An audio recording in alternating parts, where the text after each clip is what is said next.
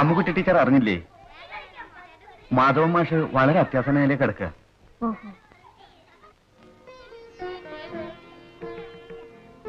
ആർക്കാ അസുഖം? അത് എന്റെ അമ്മാവൻ. നേരെ അമ്മാവന് പോണ്ടേ? കാശുള്ള അമ്മാവനാണെങ്കിൽ പോണം. മരിക്കുന്നതിന് മുമ്പ് വലിയ വിൽപ്പത്രം എഴുതി വെച്ചിട്ടുണ്ടാവും. ഭാഗ്യം തെളിയുന്ന സമയമാവും ടീച്ചർക്ക്. ഞാൻ തമാശ പറഞ്ഞ ടീച്ചർ. ആര് മരിക്കുന്നത് സങ്കടം തന്നെയാ. ടീച്ചർ എപ്പോഴാ പോന്നേ?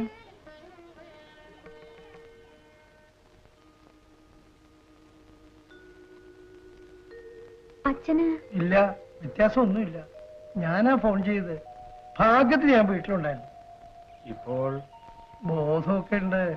എന്നാലും എത്തുമ്പോഴേക്കും ഒക്കെ കഴിഞ്ഞിരിക്കുമെന്നാ ഞാൻ വിചാരിച്ചത്. ഈ നിലയ്ക്ക് കുറേ ദിവസം കിടക്കാൻ സാധ്യതയുണ്ടെന്ന് ഡോക്ടർ പറഞ്ഞു. ഡോക്ടർ കോന്നുകുട്ടി കാശിന് കുറച്ച് കൂടുതൽ കൊതിയുണ്ടെങ്കിലും ആളും എടുക്കല.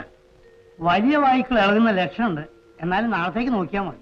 നാളെ ഒരു ഉച്ച ദ്വാദശിയുടെ സന്ധ്യയില് അപ്പോഴേക്ക് നക്ഷത്രം അറിഞ്ഞു ചെയ്യും.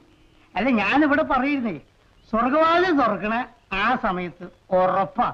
മാഷൊരു കന്മഷില്ലാത്ത ആളല്ലേ. ഒരു ഇത്തിരി മുൻസിലുണ്ടെങ്കിലും. അച്ചോട്ടെ ഒന്ന് അവിടെ നിൽക്കി. രാത്രി മുഴുവൻ ഉറക്കൊഴിഞ്ഞിരിക്കണ്ട. അപ്പൊ ഒരു 4-5 ബീഡിയും ഇടയ്ക്കിടയ്ക്ക് കട്ടൻ ചായയും അതിനുള്ള ഏർപ്പാടുകൾ എന്താ വെച്ചാൽ നമ്മൾ ചെയ്യണം. ഒക്കെ വരും.